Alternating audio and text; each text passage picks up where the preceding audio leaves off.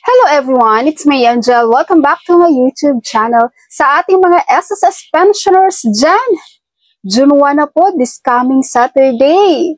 And ito po ang schedule ng releasing ng pensyon para sa mga SSS pensioners for batch 1 na merong contingency na 1 to 15.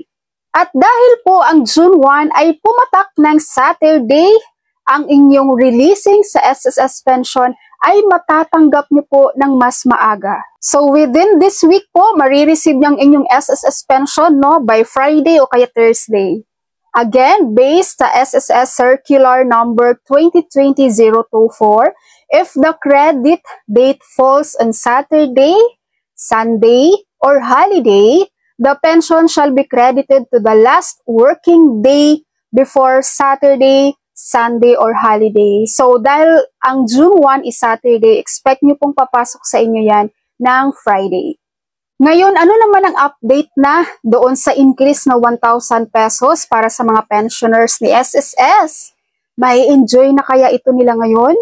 Ang sagot po dyan, hindi pa po, wala pa po, at wala pa pong update kung kailan ba talaga ito mag-take effect sa mga account sa mga SSS pensioners.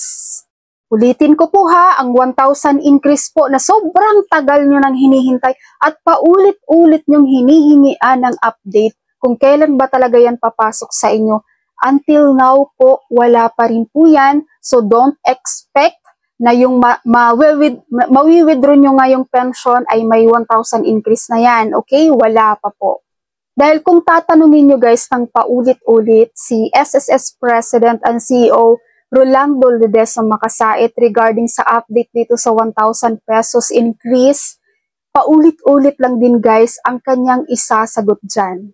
Actually ako nga po halos kabisado ko na yung mga sinasabi ni Sir Makasait once na every time na meron silang phone room and may nagtatanong guys sa mga audience doon, sa mga attendees with regards dito sa 1,000 pesos increase, no? Ano bang laging sinasagot guys ni Sir Makasait? Alam nyo po, ako po ay presidente ng SSS. Ngayon po ay merong 3.5 million na SSS pensioners. At kung magdadagdag po ako ng 1,000 each, kakailanganin po ng budget na 3.5 billion monthly. At sa isang taon, kakailanganin po ng budget ni SSS na 42 billion. No? So, pasensya na guys. Nakakabisado ko na yung sinasabi ni Mr. Makasait kasi ganun talaga lagi guys ang sinasagot niya once na merong nagfa-follow up sa kanya, nagtatanong regarding dito sa 1,000 pesos increase. And lagi sinasabi ni Sir Makasait guys na tinitingnan niya lagi yung kinabukasan, no, ng mga member ni SSS. Yung boses ni Sir Makasait, parang nasa tenga ko na, guys. Lagi ko naririnig yung boses niya pagdating sa ganyan. Anyway, so yun lang guys ang aking update para sa mga payout sa releasing ng SSS pension for batch 1, month of June. And yun, ang update ko rin sa 1,000 pesos na until now ay wala pa rin po.